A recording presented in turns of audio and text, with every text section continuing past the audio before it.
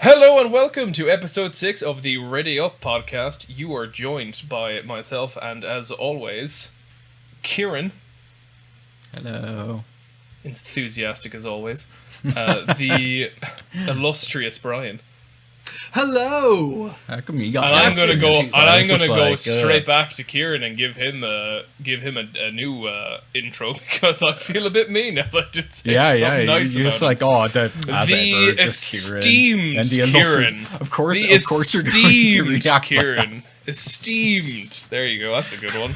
The esteemed and the illustrious. Oh. Yeah. So we're talking about season 3, part 2, Attack on Titans. Super excited because that means next we talk about the new season 4, which has wrapped up now, part 1 anyway. And thank God Almighty there's a part 2. Haven't seen it, but as far as I'm aware and being told, it doesn't wrap up the story. So very happy there's more. Not We're all in the very slightest. we're all very happy that there's more. So let's do our running segue, which is what are you drinking, what are you playing / watching? Kieran, take us there. I am drinking my favorite of cheaper bottles of whiskey. I say cheaper because it's not like, Jameson or Paddy's. Nobody buys Paddy's. It's spit. Oh, I bet Kilbeggan. Oh, Kilbeggan. The thoughts of Karen are not endorsed by this podcast. Well, if you drink Paddy's, then, we don't want your views. Yeah. We don't have that many to be picky. We don't have that many as it is. Wow. Yeah. You might have Anyway. set one of our 5 viewers too. Absolutely. I love Kilbeggan. Kilbeggan's like one of those smoky, nice whiskies that's only like, I don't know, 27 quid most of the time. So it's probably one of the Nice. best whiskies you'll get on that price range anyway. This episode is brought to you by Kilbeggan. Drink simple, Kilbeggan. drink smart. If only, please kill Began sponsor us. We'll all Please. fucking drink that. Kilbeggan then. I would Like. love that. What am I playing? What are you playing or watching? Yeah. What am I watching? I'm watching Falcon and the Winter Soldier, Oh god. which is there's no point really going into it. It's like episode 2. I voiced my opinions to Brian. It's like one of those things of like, yeah, that's something. It's like, it's good. It's technically a thing, yeah.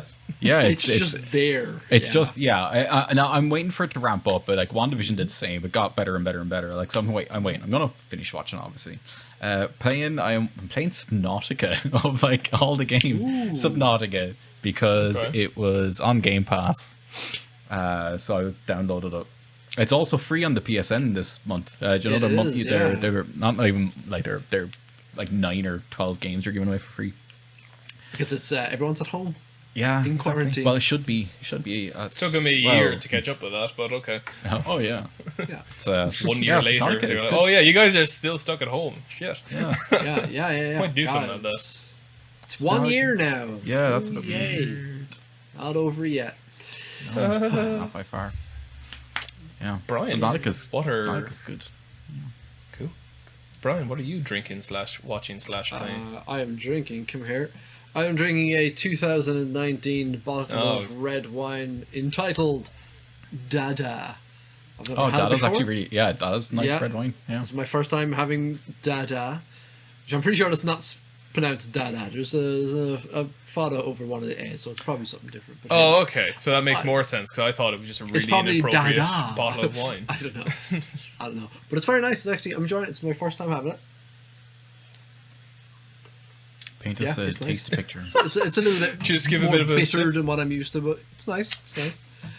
What am I playing? When I'm off college for 2 weeks now, so I've actually been Easter able to sit break. down and play games. I downloaded, it started, and finished finally Hotline Miami 2. Oh, so Love good. the Hotline Miami 2 games. I actually So credit the hard. first game with getting me into electronic music. Oh yeah, hands down. Yeah, I love the soundtracks, and I started listening to them. I played the first game years ago, like when that came out. Loved the soundtrack, start listening to it, and now my entire Spotify is just electronic music. Carpenter Brute, Magic Sword, you name it, it's there. Kavinsky, it's there. And also then I switched around and I decided I downloaded a game that is widely regarded as one of the best of the last 10, 12, 13 years, whatever. And and I've never been able to play it because I'm not good at it. And I said, you know what? I'm a little bit older. I'm a little bit wiser. I'm going to sit down. I'm going to download. I'm going to play it. And I tried Bloodborne. Oh, I was just waiting for you to say it. I can safely say now, after this is my fifth time trying Bloodborne, I still don't like it. I don't like really- any of it's those games. really It's bad. okay. don't. You're allowed to be wrong. No, there's not- I'm really No, bad. no, no, no, no. Look, trust me, They're Bloodborne's not good so much games. easier. No, Bloodborne's amazing, and the aesthetic of that No. whole entire game is beautiful. The That's aesthetic's all they beautiful. have. You That's sound is all beautiful. they have. trust me, you will get better at Bloodborne. It just takes like 100 deaths. You know, it's gotta. Yeah, that does, You know. I feel like I does got not that make in it the a good first game. tutorial, mate. Oh yeah, you will. Yeah, before you step out of the first room, you will die 100 times. Yeah, just no. And then, I don't for like. what I'm I don't watching- like this whole series. I don't like the Souls games. No, they're just I'm not not a for big me. look. I I'm like- not a big fan of them either. But I do love Bloodborne. I'm just not a fan of the Dark Souls games. It's. I'm not a fan of them. I don't like. I would rather play games that have a good story. Not saying Bloodborne doesn't, but I like a game that's relaxing. I can sit down and enjoy it. Direction. Not be, yeah, and not be angry every 5 seconds. Yeah. So yeah, they're not for me. I can't say I haven't tried. This is like my 5th time trying now, but whatever. And then for what I'm watching, I'm watching Falcon and the Winter Soldier as well, which I won't comment on because it's not over yet. But I did start watching Invincible on Amazon Prime, which is the animated superhero show that is based off of Robert Kirkman's Oh yeah. comic book Invincible. Robert Kirkman, obviously the creator of The Walking Dead. It's very good. It's 3 episodes on Amazon Prime now at the moment. It's basically, if you can picture Teen Titans or Young Justice meets The Boys. It's great. So- It's So Titans. I absolutely yeah. love. So Absolutely Titans. love Titans. Young Justice. It's like, Yeah. I was heartbroken when they took that off TV, Yeah. and then they So- promised they would bring it back, and I'm still waiting. Still waiting on that, yeah. Still So it's, waiting. it's basically Invincible for anyone who likes superheroes. It's got one of the biggest casts I've ever seen in my life. It's Mark Hamill, J.K. Simmons, Stephen Yeun, all the cast of The Walking Dead's in it Of course, yeah. because Robert Kirkman. Marsha Ali, Oh, what an Lenny amazing James. actor. It's so many people in it, and John Hamm. And these are just people who show up for 5 minutes to voice one character, and then they're just gone. It's just like Archer. Do you know, little bit like like Archer just Archer, has yeah. like loads of massive cameos. Massive stars in this, and then it's good. So yeah, episode 1 does a good job of like, yeah, let's set up the show, and then also you think it's going one way, you think it's going to be a light and cozy little superhero show about a kid who just learns he has superpowers and his dad is basically Superman, and then it takes a turn, and that's all I'll say. But it's very good. Very nice. Yeah, I might jump on that one actually. Well, I am drinking Guinness. Yeah, is that? Yeah, you gotta was just finish off by asking Kyle. Yeah, I just. Oh, I didn't know it was my job. It's Okay. fine. That's fine. One I'll second. no, fuck off. I'll introduce myself. So Oh, Kyle, that's fine. No, no, what are no, you that's fine. drinking? What are you playing? What are you Well, watching? Well, me, I am drinking Guinness because Guinness is it's good.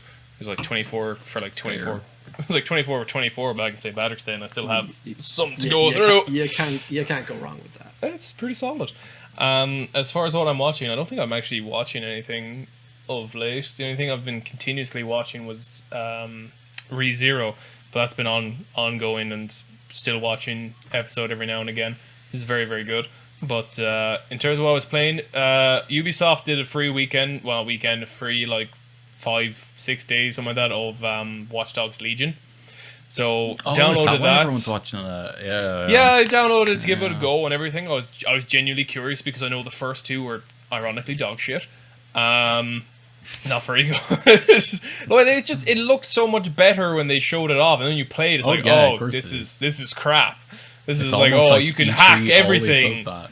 You can hack That'll say- everything. Stop. And by everything, we mean a couple of cameras and maybe the ramps in a road. It's very enjoyable to begin with. I will say that the trailer for it definitely made me super excited, and it hasn't disappointed in like what they said they were going to do in the trailer. It's translating pretty well to the game if you select a certain option, which I think a lot of people agree that if you want to play the game in its proper like experience, you have to turn this option on, which is basically if you recruit someone and you play them, if they die, they're dead. Like Oh, that, that's- you- yeah, and yeah, I want that. I That's genuinely great. think that was a huge selling point in the game, and the fact that that wasn't a like everyone had to go by that. A lot of people are saying when they didn't do that and they made it so that they don't die, that you just respawn at the start of your mission or whatever like that. That did kind of ruin the game because for a lot of people, because that took one of the major points of it away. Yeah. So definitely turn that shit on because like it should be like. Because I had a guy that I really really liked at the beginning. I was like, oh, this guy's cool. I like the voice actor for him. Looks cool and everything like that. And then he died quite tragically. I think I shot some explosive thing by accident and he just blew up in it. And then he was just dead. And I was like, oh shit. I will say one thing as well is that despite it being out for a while now, the bugs that are there, if this was Cyberpunk, it would be ripped to shreds for these bugs because they're like really just off-putting. They're kind of hilarious, but they are like blatantly sort of bad.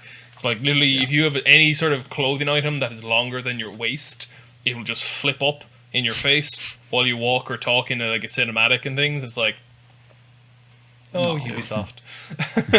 Play. Okay, for love of Look- God, let's talk about Attack on Titans. Woo! Yeah. Oh my God, Please. Attack on Titans. Woo! Anyway, Attack on Titan Season 3. Season 3, Part 2.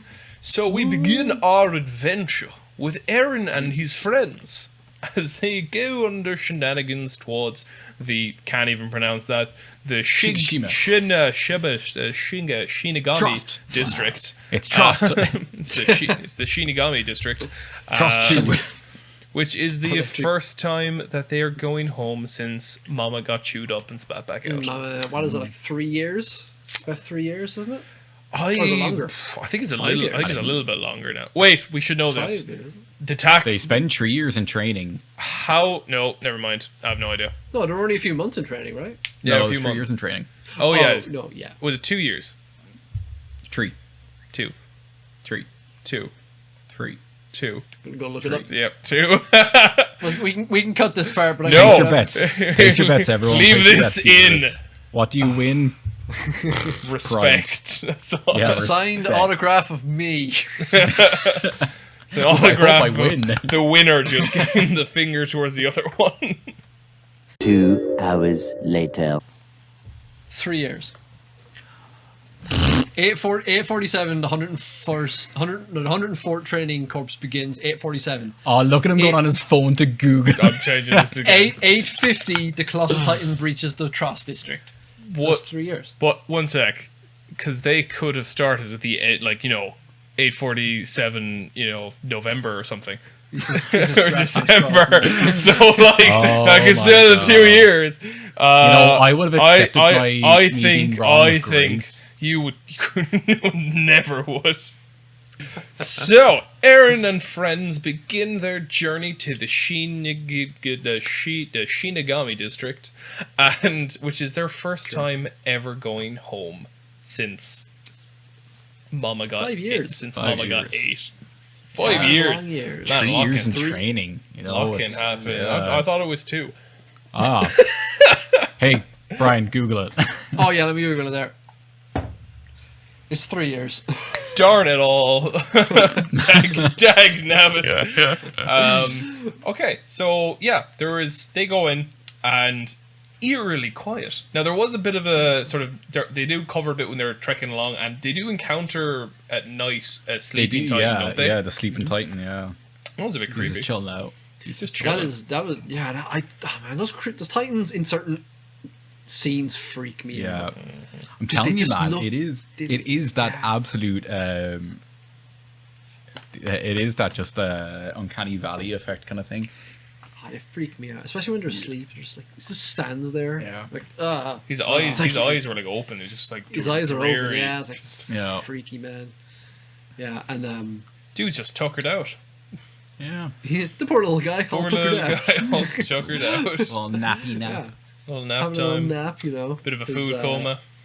Titan food coma from eating all them. Yeah, eating all them plants. people.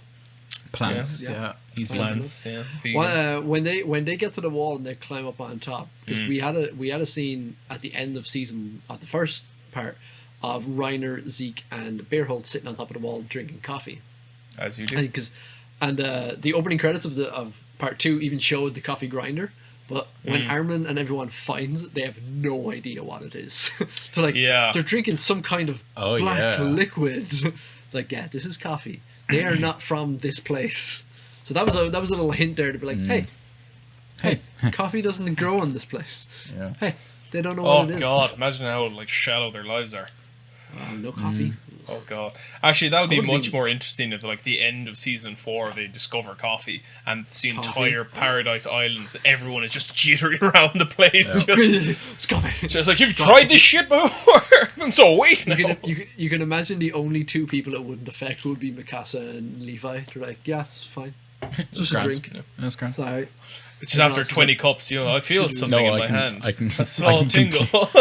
I just imagine them turning into like, do you know, in the episode of Futurama when Fry hits the 100th cup of Yeah. coffee and he's just like slow It's just motion everything. Nirvana. Yeah. Slow. Yeah. So yeah, they get there. Yeah, Quiet. there's Titan, no one not around. A single Titan. No, that was the single most. I think no one was expecting them to just be standing there ready for a fight. No. So I think when there was all quiet, people were expect. Now, what I wasn't expecting was them to be allowed to close the outer wall. Close the wall. Wasn't expecting Yeah. that. That was I mean- interesting. That they kind of just you realize why, but as you're watching, you're kind of like. I mean, they're definitely not going to seal both of them. That would just be Yeah. ridiculous. But I thought they might get the inner one part first, because then that closes the entire wall, Maria. Yeah. But they got the outer one first. No, wait, because Yeah, wait. the outer one first. Yeah, they go the Yeah, first. they- Yeah, the they first were- Yeah. one first. Yeah. Straight So for the that outer wall. locks out all the Titans within the wall now. So that was a bit weird, but it was our boy Armin who had a bit of a hunch. Oh, Armin. Wait a minute. Where could they be hiding? What about the wall? The wall. But that, so how yeah, good was Reiner- that trap? That was a Yeah. fantastic thing to do, though. Reiner just outright stabbing that guy. Yeah. Yeah, like, and then Levi wow, Ryder. Levi then turns him into a fucking kebab. Yeah, and like Levi straight away. Just God goes damn it. right in the bloody neck. Right in Oh, the neck, man. Like, And- Levi didn't give a shit. He was like, I'm going for a No, kill shot. oh, Don't yeah. care. And hacks. Absolute hacks.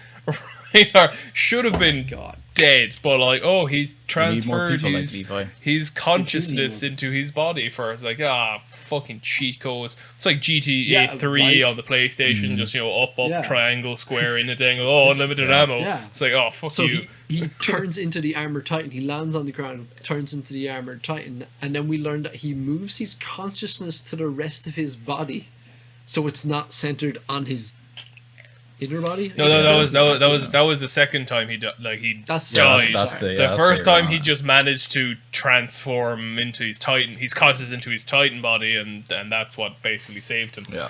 Fucking bullshit hacks. Fucking sword just Titans gets are OP. pushed out of his neck. Yeah. Reiner Titans are OP, is no. it's- Reiner is OP. Like the rest Reiner of is OP. like the Reiner's rest of them have their hacks, man. weaknesses, He's but like hacks. Reiner is just like He's like, nah, can't beat me. yeah. It's really annoying. I'm just really annoying to come up against Reiner. He's like, oh, he's just gonna pull one of these goddamn hacking, cheating bullshit Yeah. things. Oh yeah, so I simultaneously love Reiner, absolutely love him. Oh yeah, but yeah, also yeah. he's a great character really hate him hacks. as well. Like because of the hacks. Yeah, because of the hacks. Call them God hacks. damn it! It's like, you just can't beat this guy. But Bearholt is suspiciously missing. Oh yes. Where is Bearholt? Excuse me. Also, Yeah, Gesundheit. yeah. So like, and the funny thing is, from this whole episode, we were kind of like, there's essentially just two sections of this. It's really just like the Shingishima, and then kind Flashback. of the books, and the kind of flashback and what to do with the books kind of thing. It's essentially just two parts. And we were kind of like, this would be like an hour of us talking completely, totally. Now, knowing us, it won't be. It'll be about 3 hours.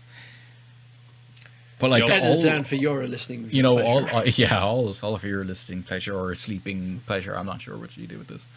But it does kind of go quite quickly, I suppose, because straight away they're kind of trapped in. Yeah, that was Reiner interesting. kind of like goes straight for the wall. Aaron kind of distracts them, while the Beast Titan blocks everyone in. which is a brilliant. I love their whole like trap, because they trap in some of the horses and the scouts, and then continues to like smash up rocks with like a line of titans. Also, where did those titans come from? They I- transformed there on the spot. Okay, so my thought on that is, because we were talking about this before with, We were, with yeah. Zeke's beast ability, where we were like, oh, is he injecting people, or is he just kind of like screaming or something? But my theory is that, do you know the card titan where it had like a load of barrels on it?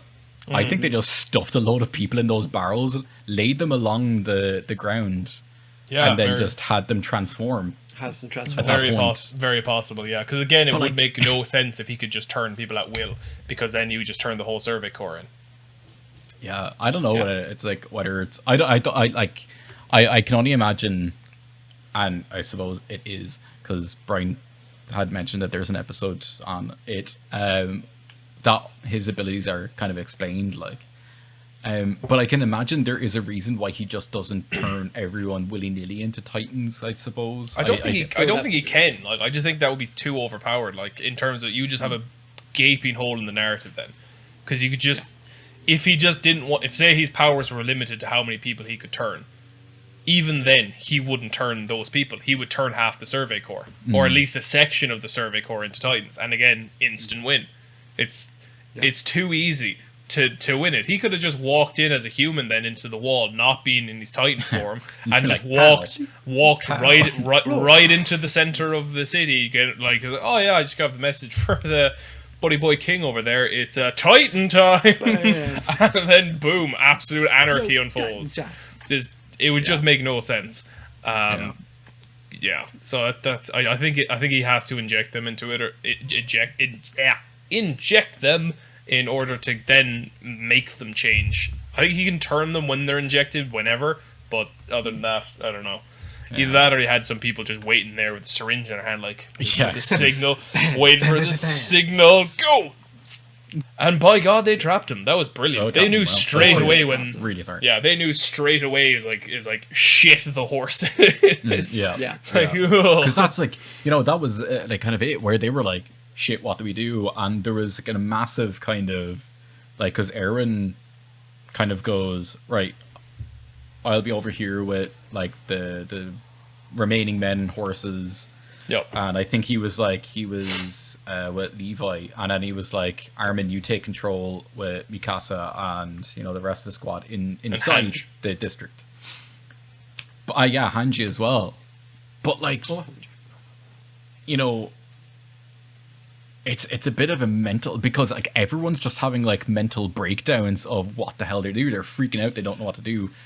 On one side, they're cowering behind walls of like the Beast Titan just chucking rocks, and then in the center district, it's mainly just kind of Eren and Reiner fighting, while the rest of them are just kind of like Thunder jumping Spear. around, just kind of like Thunder Spears. yeah, Thunder Spears, which is one like absolutely we need brilliant. to Where talk did they about. develop Thunder Spears from? That was genius. Like they must have been working on that for a while from the time they Yeah. kind of first saw the Armor Titan, which is It's a girl Hanji. yeah, Yeah. Anji's just like again working on Totally. like all these just little schemes and plans of like getting upper hand. Brilliant.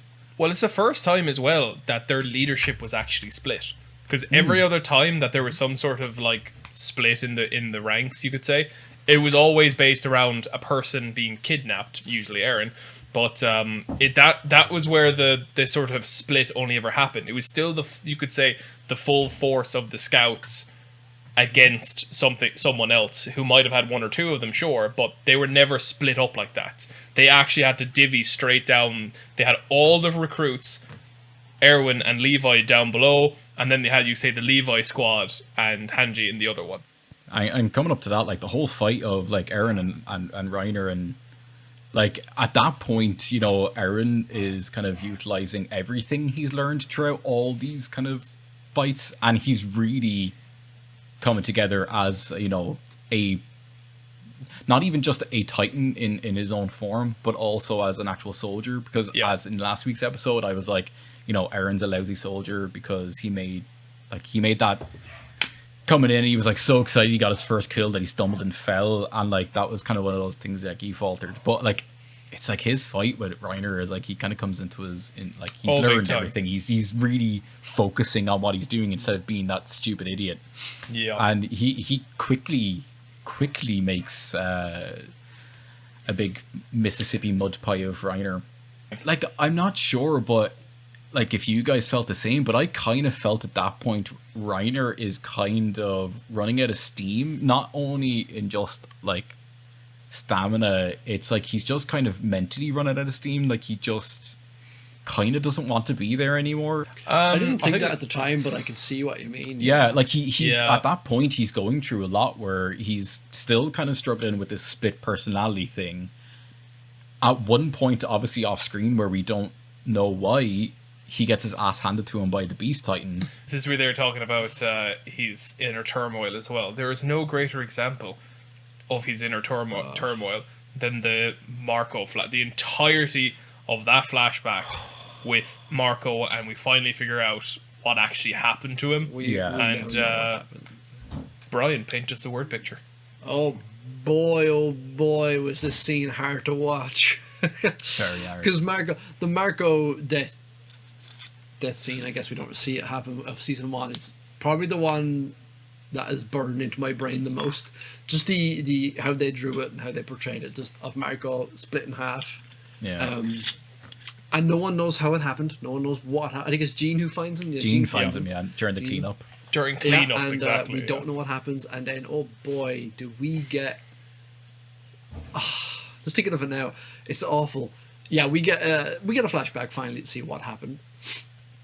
And it's we see, I can't remember the specific detail of Marco stumbles across Reiner, Annie, and Bearholt talking about... No, it was just Reinhard Bearholt at the time, I think. Oh, just Reiner and Bearholt, sorry, yeah.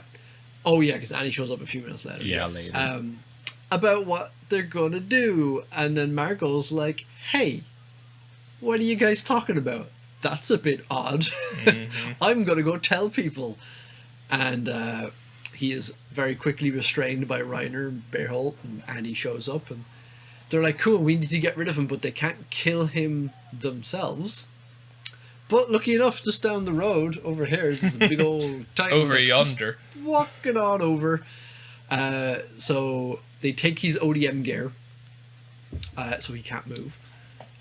Leave him on a rooftop, and just let the Titan eat him. And then, of course, they watch. Don't watch. They listen. They kind of just accept that it's happening. They accept it. And Reiner, during that scene, has a moment of, wait, what's wrong with Marco? Yeah. He's like, wait, Yeah. why is Marco? Why aren't we saving Marco? Why is he And being then, eaten? Yeah. why is Marco being eaten? Boy, that scene was hard to watch. Yeah. I did not like watching that scene. And then I felt bad for everyone involved because Bearholt didn't want to do it. Yeah. Annie definitely wanted to do it. Let's face it, Annie's Annie. Bearholt seemed like he was the one more on board with the. I think it was, Yeah, to yeah. be fair, Bearholt seems a lot more dedicated to what Yeah. he's doing than the other Yeah. two. Bearholt never seems to really falter. Yeah. He doesn't seem to have the There's in conviction. season there's season 3, there's moments where he kind of, because there's the part where they're all gathering around him kind of saying their little bits and they're like, Oh, what are you doing? man. Weren't we friends? That's- And Bearholt That's is the end like, of season. That's the Yeah. end of season 2. Yeah. and he just screams at them and he's like, do you really think I want all this killing? You know, it's like, do you think anyone wants this? I don't want this kind of thing. It's not that he wants it done, but he's set on it. he's committed it. to the lie that, and we will talk about this later, that Marley has portrayed to the warriors kind of thing. He has been tasked to do something, and he's going to do it He's like gonna a do good it. soldier. Yeah. Yeah, he doesn't yeah. like it, which is fine. No one likes yeah. doing it. Yeah, exactly. So the Marco scene then, I love it because it really it's a testament to the thing I love most in the show is of the little details of. I was totally fine never finding out what happened to Marco. Yeah. I was totally fine with it being he died in combat and that was it. You know, that's how it works. That's war for you. But to bring it back 2 seasons later in a way to show you that it was these characters that you loved at a time, Marco or not Marco, Reiner and Bearholt, and then just to show Reiner's, I genuinely feel bad for Reiner. So I much. do. Yeah. So much. I feel bad for writers of it, but it's a testament to why I really like this show. Of like why, again, there is a detail you can have one scene in one episode in season 1 that will be addressed in season 4, or addressed in season 3, or addressed in season 2, and it's the attention to detail is, I think, is what really sells this show for me. Yeah. Because there is more. Not spoiler free. There's more things in season 4 that you're like, hey, remember this? Yeah. Back here all the way then. Bam! Bet you didn't think that, did you?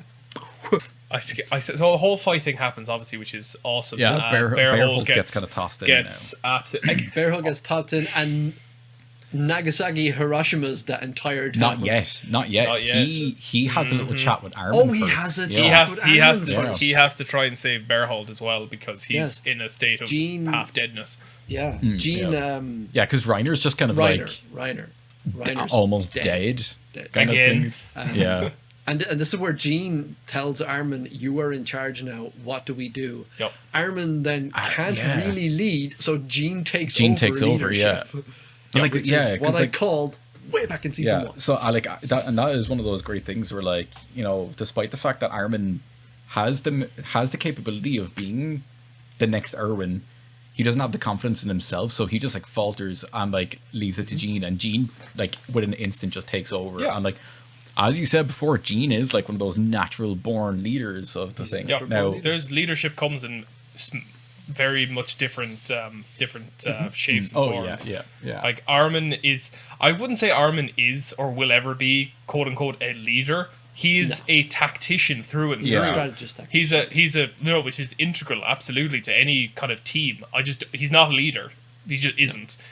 Jean Jean is in the sense that he's a leader. He's he's on the grounds leader. Like he gets people to move when they need to move and rallies people and oh everything. yeah, Nobody, like, like- Armin's completely just like back in HQ formulating plans, kind of thing. You know, He's and a- that's he's a not a bad little thing general because kind of a thing. he like, as is proven later in these the season, he comes up with one of the greatest plans and Fantastic plan. an Erwin level plan. Yeah, You know? 100%. I was about to say, here's Armin being a great tactician. Here's Gene being a great leader. Here's Erwin Erwin. being Yeah. both. Absolutely, You will never. Skyrockets There's only up. one. There's only one There's Erwin. only one Yeah. Erwin. Never be another. There's several of them now scattered around the ground, but anyway. It just And that's coming for you, Erwin's, yeah. Erwin's Biggest biggest fan. fanboy, biggest Erwin fanboy, but I wasn't passing that one off. But anyway, yeah. So Bearhold and Armin have a talk, and Armin tries to talk Bearhold out of it, and there was no chance. Yeah, There was no chance that I was think going to I think work. at that point, like, Bearholt kind of just falls into, well, not even falls into, but he just accepts his role that he's just like, what he's to do is just to fight them. You know, it's like he's just like, I am one of the warriors at this point. It's like, you know, they were my friends, but not anymore. And he's like, this is what I'm supposed to do. Then he nukes Then the he entire nukes- No, town. not yet. Then there was another No, there's more? There's a Mikasa surprise But wait. attack, bitch. There's more. Yeah. Oh, yeah. Again, Mikasa out of nowhere, like the fucking shadow itself, just comes out and just looks to slice him in pieces. And Mikasa is genuinely terrifying. I completely forgot that is. part, actually. this is Yeah. the second time this has happened. That Bearhold Did you has just been go the second time? because it's Second The time. second it's time. Mikasa, 'Cause rock and and she roll deserves Mikasa. because she's rock and roll. She gets the second time. She is. She gets the respect, you know, she deserves Of devil that horns. of rock and roll. So, because the first time happened was on the wall when he Cringy revealed. father. Oh my god! I would be such an embarrassing dad, and I'd be so proud of that all the Oh, time. man. Oh, hands down. I'd be so God, embarrassing. I'd love it. I feel bad if I ever have kids. I feel bad for them. Oh yeah, absolutely. So yeah, the first time Mikasa does that to literally the same person, Bearhold, is on the wall when Bearhold and Reinhardt reveal when who they- they are. when- And Mikasa at an earshot, listening in, just kind of like, well, Oh, go this is a on, nice go conversation. on, directly into it. reveal Oh, yourself. really? Okay, then sing. Sing. Let's not Yeah. digress too much into the past, though. So that was great. She did that. She does that twice. Unfortunately, twice fails as well, which is very upsetting. But yeah, so, Yeah, so is big. she really that good? He like Big Boy Titan is here, and I think Big Armin boy was. time.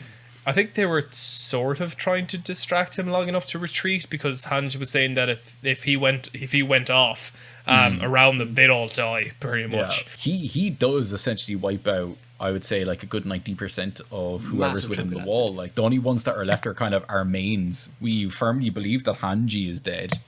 Plot armor. The only reason why Reiner survives it is because he flips on lying down. his Cheat front. hack, yeah, he's hacks On again. his back, so he kind of he's and guy. and there's the part where like you see Reiner's face like half burnt off because of the nuke, God. like you know. Because they took like 4 of them in his neck and it blew Yeah, up. yeah. You had the blew- shot yeah. where you were inside his body and then the spears literally were around his face and he was like, Oh, I thought Reiner was shit. dead there. I was like, how is he Yeah. going to survive? And he Yeah. still does. And that's the part where Hacks. you find out where he kind of Yeah. sends his consciousness to like different parts of his body, which is Honestly, calling it now, Reiner will survive the whole show. They charge at the Colossal Titan in an attempt to try and slow him down because he realizes he's going to go for the horses and fuck everyone up who's down Yeah. by the horses. During that time, however, Erwin and Levi and their squad is currently dealing with the Titans that are beginning to descend on them. And they Yeah. are quickly, relatively easily dealt with. And of course, this was another plan of the Beast Titan, was to wait for them to all get up in the front where the Titans were coming and use their mobility gear to actually get around, obviously hit them and against the buildings and stuff. And then he starts to hurl the rocks. He breaks them in his hand to shatter them into pieces and then just hurls them at them.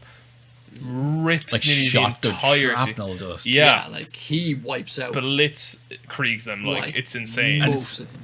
It's one of those, yeah, because like a few people are dying, but like they kind of take refuge right up against the wall with like the houses in front of them that kind of like slightly protect them a little bit.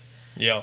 But like they have like, it's like one of those times where like Star Trek and the shields are at 80%, the shields are at Yeah. 60%. It's Oh, literally no. they're getting to the point of where they're running down before like I never understood that concept because every single time they get shot and the ship gets physically damaged, they're like, oh, shields are holding at 80%. It's like, I don't think they were. I don't think they were at all because I it think hit we have- us. we have, like, Part hull of damage right over there, though. part of the route of our ship has been destroyed. Where were these There's multiple shields? fires. What do Gary these is shields floating mean? outside right now. Look at him. What He's looking are through the these window. shields? They're not a thing. Here it Stop talking about it. If you were trying to say, oh, ship's health points are at 80%, I'd been like, you know what? That makes sense. But it's not. So it's outside after we have the Beast Titan just peppering Pummeling. the entire pummeling the place with Pummeling. essentially shotgun shrapnel. Yeah, big time. And it's, I remember watching it at this point. I was thinking, okay, Aaron's down because he got punted, yeeted Yeah. into the wall. He's now on top of the wall. Drop Yeah. kicked. The 3 Beast Titan solid is points. surrounded by Titans, and he's also just destroying the place. It's the first time during the show, first time since Trust, I was thinking, okay, I don't know how they're going to get out of this. Yeah. Yeah. This is feeling like, oh, this is Yeah. end of the show essentially kind of stuff. Was season 4 confirmed at that time? No, I don't think it was. I don't think it The was. So manga people, was probably oh going for it. shit. So Kyle, please take us Paint us my an Erwin. favorite. I want a Renaissance sculpture. Yes, I want this. This is The and greatest. this is no hyperbole now. This entire sequence from everything outside, essentially with Aaron and Levi, is my favorite thing the show has ever done. Ever done. And I Yep. don't think, and it Yeah. will never top it. No. Even Yeah. though I haven't seen the end of season 4, no, just still another half. I don't care. No, straight out that. Nothing. Like, no, hands down, I would completely agree with that. Like, Yeah. out of This- every single thing that has ever happened in the show, Has like led up to this point. Yeah. Just this scene Because of this triumph. is the first and only part of any episode of the show that has genuinely made me choke up with emotion. No. Like, of sadness. Yeah, you've I've never been been sad if someone died or anything like that. you've been sad about things like Marco being killed. Yeah. That had affected you in some way, but this is a very foreign genu- sort of feeling. Yeah. it's like To it's genuinely epic. get, like- There's melancholy. There's It is a To get fruit me salad of that emotion. have that frog in my throat, there's never happened in the show apart from this. What Kyle is wonderfully going to talk about.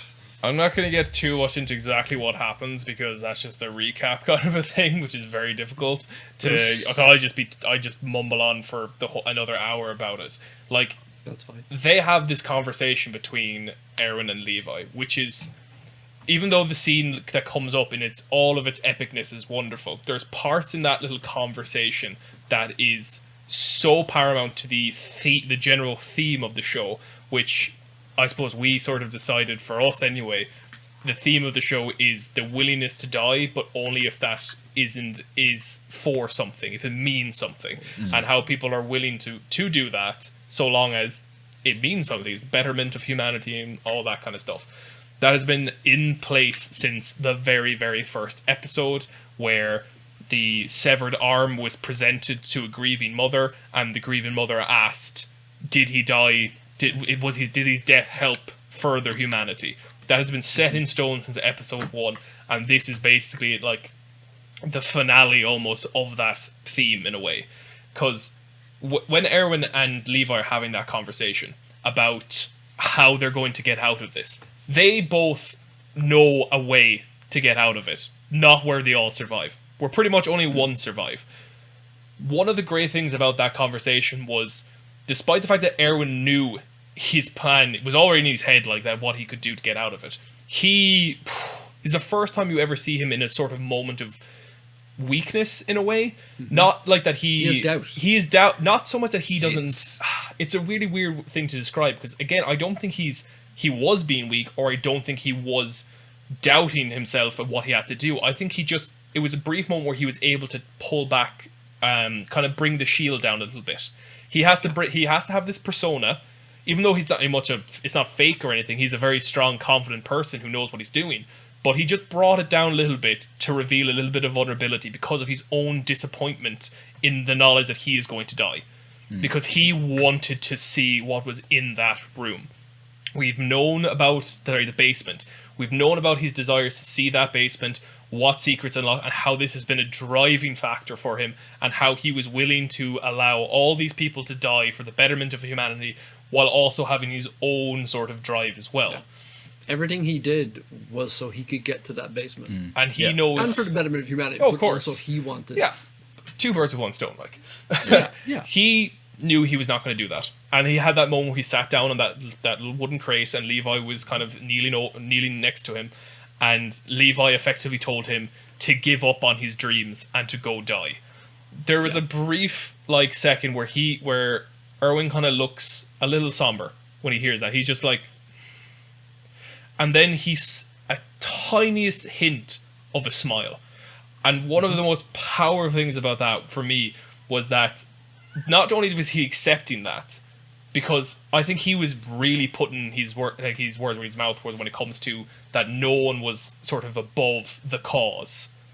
This belief of everything is willing to be sacrificed for the betterment of humanity. And he had that little smile where he was, yes, I failed now, and my own reason, like so many others before me. You have that image of all of his fallen comrades, which is one of the most haunting images you'll see, because you see all, and there's a lot. You almost forget how many people have died. Like, it is insane. And being able, when he does his speech to rally people, it's kind of happening at the same time when the charge is happening. They're kind of flashing back to the speech and everything. And when he has that little somber look of and everything and smiles, he starts doing that speech then about how people who are alive get to give meaning to those who die. And he was able to rally all these people. You could write, and I'm sorry, you could write. There are many books when it comes to things like leadership and historical figures who are able to inspire people to die. Quite literally inspire someone so much that they were literally willing to die. You could just literally open up any history book. Look at all the massive leaders in the world. So many of them were some of the most inspiring people, and how they managed to get people to follow them into a lot of horrible situations was the fact that they were able to, obviously speeches is a big thing and everything like that, but the sort of understanding of the people that you're with as well, that you aren't just this nameless figure who's telling you to die, that you are also going to ride into battle with them, that you are equal in the eyes of death. And the fact that they then just charge in one of the most... I mean, you think you can't be topped when Erwin does all these things. Every season he has these moments where he just left all his fucks at home. And then it just... it just gets topped every single time to this now, which we all are agreed as well, is the greatest scene in the series history. Yep. Like, the greatest episode, greatest scene. He stands up and he says that no, their memories and the people who died weren't for nothing. It lives within us, and they start charging out. And then, say it with me, guys: rage, my soldiers! Scream, my soldiers! Fight, my soldiers! You left me behind. You know what? I don't need you guys. I got Erwin. Erwin will follow me. Not only like the massive emotional response of the whole entire scene, and the ability for Erwin to get everyone else to essentially go, I'm going to kill myself right now. Yep. I know I'm going to die, but I'm going to do it because it's for something. That's Yep. absolutely amazing. But like the tactical genius of doing exactly what the Beast Titan would not expect you to do, just being like, I'm going to charge right at you, Yep. shooting all the smoke grenades, just being like, distract him with as much things as you possibly can in order to get there. Like, the Beast Titan was just like, oh, well, fuck it. Because He was cocky. I He think thought, there's one thing that's well established within the Attack on Titan universe, and particularly in Season 3, and I suppose later on in Season 3 when you kind of, we find out this thing, but the Marleyans are very confident in their own abilities. And not only that, but especially the Beast Titan as well. He's very confident in his own ability. So he was just like, oh, I'm just going to wipe all these out. Silly, stupid islanders. Ha ha ha. Well, remember, they look at them like they're primitive. Yeah, they're very, exactly. They are they're very in a lot of primitive. ways. Yeah. They're in And an that's what- industrial revolution-esque situation. They're in like medieval time almost. Exactly. Yeah. A Very little much bit of so. steampunk sprinkled in there. But yeah, it's very much like steampunky kind of Medieval stuff. steampunk So, type scenario they're in. Yeah. It's a great imagery. If they just charged, the Beast Titan could actually have thought, what the hell are they planning? Yeah, But what the are they fact, doing, lad? yeah, but the fact that they had the smoke flares made them seem desperate. Like, Yeah. that was actually the best they could come up with. So they needed that to kind of like trigger his arrogance, that he would assume that this was actually their final step. Oh, I understand. Yeah. They lose it. Oh, I knew they wouldn't give out without a fight, but a suicide charge? Really? And then the smoke like, thing is goes this what off, they and they're have? like, oh, the Idiots. smoke again. The visuals of the suicide charge, just these sweeping camera angles showing the length and breadth of the entire scout force, the smoke going off. It's beautiful with the rage my soul was it fight my soldiers, rage my soldiers, scream. raise my soldiers, Amazing. scream my soldiers, And then, fight my soldiers. and then that episode, the minute you're like, this is great, you're gonna die, but look at you, he's going out like bad at it did wiped out. But Brian, you've been Yes. you've been itching to speak. I know. I can see it. love- I can see it in your eyes. I can see it in your Right. smile. Talking about this Levi incident is all you've ever wanted. My- By God, it's all you've yeah. ever needed. So, take us there. My favorite, I'm going to call it a relationship in Attack on Titan, is Levi and Zeke the Beast Titan. My favorite Yeah. relationship. Because Beautiful, Because- beautiful. I thought you were just gonna be like, my favorite relationship is Levi and me. no, is Levi and Zeke, because oh my, Senpai. because Senpai I've Levi, never seen notice in me. an anime or a cartoon or anything someone who is terrified so much of another person. Yeah. Yup. Zeke, or the Beast Titan, is terrified of Levi, and I love every minute Yeah, of it. absolutely. Love So we have Beast Titan, or Zeke. I'll just call him Zeke for now. Zeke just obliterates the survey squad. They're gone. They're out of it. And he has a little bit of a gloating moment. He's sitting there. The green smoke is still flowing around him. It's like, yeah, that was actually not bad. And then he just hears something to the right hand side. He just looks, and just Titan after Titan's dropping. And then there's a flashback before, like, he just sees an image of something coming towards him, and there's a flashback immediately to Zeke talking to Reiner and Bearhold, saying, oh, there's someone I should be afraid of. And Reiner says, yes, there is one soldier you should be afraid of, Levi. And then it cuts right back to the present. And Zeke puts out his giant arm and Levi just spools up his Shreds it. arm. I love just that. cuts his arm. Did he not? And Did he not cover his back? Because he thought, oh, he's Yeah, gonna go for the I kill was shot, getting to that, but he just then went for covers his eye. back, and then he zooms back and chops his eyes out. And Zeke's like, "Oh, is this Levi?" I was like, oh Yeah. no! Oh shit! And then Zeke he does his awesome acrobatic shit. He chops his legs down. He falls down. He gets his hand off again. Cuts Zeke out of it. He's like, "Oh, now you're fucked." Yeah. Oh, now you're fucked. And unfortunately, Levi is saved by the Cart Titan. Or not Levi, Zeke is saved Zeke. by the Cart Titan. Yeah. Because Zeke loses his 2 arms and his 2 legs. Yeah. And just before the killing blow, Cart Titan comes in, takes Zeke away. And Levi stands there like, oh no. Oh, you're not getting away.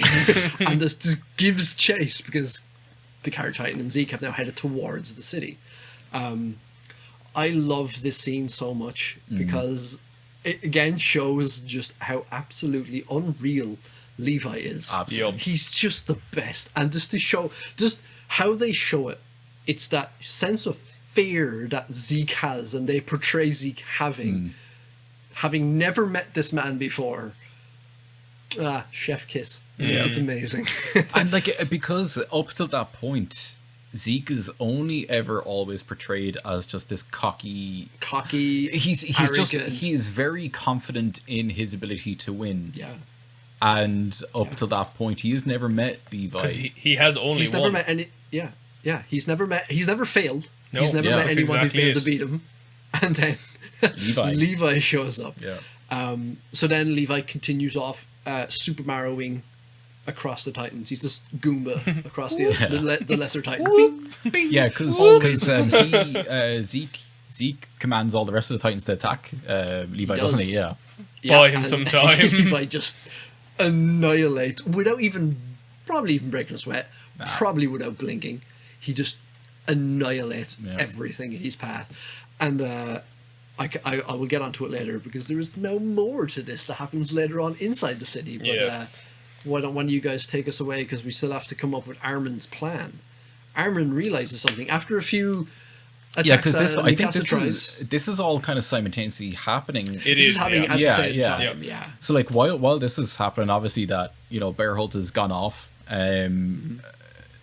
Aaron has been yeeted, up into Top of the the wall essentially. Yeah. But I think it's beforehand when obviously Aaron's been yeeted into the wall and Armin's just kind of paying attention.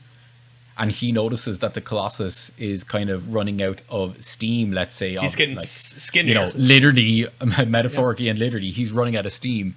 So he kind of knows that he's he's moving slower and he's kind of getting skinnier the more he vents his steam. So during all this time happening, he goes up to Aaron, stabs the swords into Aaron to essentially wake him up, and I think it's like it kind of cuts away from that point after Armin kind of like having this writing speech to Aaron, and it kind of comes back to I think Mikasa's trying to shoot him with the thunder spears, isn't it? No, what happened was as that was going on, Reinhardt came back and Mikasa and the others basically had to just basically try and hold Reinhardt off while Armin's plan was being implemented essentially. Yeah. So it was Mikasa, Jean and the others who basically had to deal with Reinhardt by themselves while Armin was doing this with the Colossal Titan.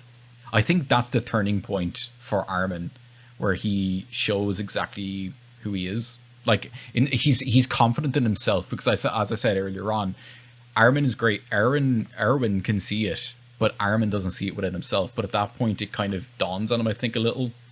And he obviously shoots the hook into the Bearholt's toot and like holds on for dear might. And Bearholt vents all his steam, burns Armin to an absolute marshmallow, as Kyle beautifully put it in her notes. And like we like Armin's dead. He is in our minds. Armin's dead. He is gone. Like, and I was shocked. I did not expect that to happen. I thought something was going to happen that would either save Armin or he wouldn't have done just that. Like the steam would just kind of toast him a little. But no, he bursts into flames and gets fucked off. Yeah. And it's all for this, like, I think at that point, like, Bertholdt's kind of like slightly cops just as the moment where they realize Eren has sealed the hole in the wall with his body and crystallizes, while Eren just flies in, and bringing it also back to what I was saying, Eren kind of coming into his own, not only previously as the Titan, but in that moment as well, it shows Eren coming into his own as a soldier, where he is fully concentrated, fully dedicated, and comes in, quickly slices Bertholdt out, precision slices him out, arm, legs cut, and lifts him away. And it's just in a split, quick moment. I saw none of that coming. Absolutely none of that. That was all just a massive... It was like a roller coaster ride. And I was shocked, and it was also amazing, but still shocked, where I was like, this is not happening. Despite the fact that I take the piss out of Armin, he is still one of my favorite characters within the whole series. Same here. Yeah. Same here. I was like, I don't like Armin, but I'm like, I have so much, I've mad respect, mad props, bro. Mad props. He's middle tier for me. Again, it's one of those points in the whole Attack on Titan universe where Armin just like comes into his own, pulls off this absolute genius plan, and as I said as well, where it's like an Erwin moment where he sacrifices himself for the greater good. Don't forget, though, that a big helping point to get Armin to come up with that plan was Jean John basically slapping the sense into him. Oh, yeah. That he was basically crumbling under the weight of the pressure of coming up with a plan that seemed impossible. And he was, again, showing his leadership, Jean John, of rallying the troops and being able to get people to, within small group, obviously. I wouldn't say he's leadership quality in the sense of a large functioning army, so much as he is a great, like, squadron leader. So he thoroughly managed to get him. One of the things as well, like, this talk that he had with Eren on top of the wall, one of the big things with that for me was him saying goodbye effectively. Yeah. That wasn't just him having like, just a wake up, I need you thing. That was a very, because he was reminiscing about things. It was a callback to season 1, what happened there when he was in his shell. But he definitely went into a lot more detail than the first time in terms of the reminiscing and going to see the ocean and everything like that. He I was just about to say that actually. He is very much saying goodbye to Eren. He knew he was going to die, and I definitely did. I didn't see it coming in terms of how it finished. I did always expect that if anyone was going to kill the Colossal Titan, it had to be Eren. It had to be Eren. It was day one that it was established that the Colossal Titan was is what represented the fall of his family, the wall, and everything. Exactly. So even though you get to know Bertholdt as a person, and he's part of the two of them, you could almost say, all the focus and almost hatred was really directed towards Bertholdt, the Colossal Titan, because he's the one who sort of did that kind of damage in a more visual kind of way to him. Like, he'll remember the Colossal Titan more than he would remember the Armor Titan, I feel. Just because it was that image of him towering over the wall and kicking it in. Like, you can't forget that. And it seemed very much that he definitely would have some say in his death. Didn't see him coming out of it. Very fortunate, by the way, that he was kicked right underneath the gate to pull that plan, to pull off that plan. I was like, it was scripted. But no, I definitely thought Eren had to be the one to do it. Didn't see it coming that way. Definitely didn't see it. I was expecting his Titan to get up and do something, but like that, I thought that was genuinely genius. You have to give a shout out to Mikasa and Co for basically taking down Reinhardt by themselves. Now, Hanji did come back and like help them, and it was great that she was alive, and everyone was delighted for that. But Jean Jean was obviously leading them to it with Connie and Sasha, and that was obviously fantastic. But I was super happy to see Mikasa get a badass scene again, because like she was my favorite character in season 1, completely and like absolutely. she still hasn't, and it's kind of annoying me that she isn't getting that much kind of like screen time and importance. She's kind of like fallen into just being like a bit of a just plays second fiddle to Levi in terms of skill, and she doesn't get. I mean, there's the flashback stuff that was really great in like season 2 and stuff, but season 3 very much less of her.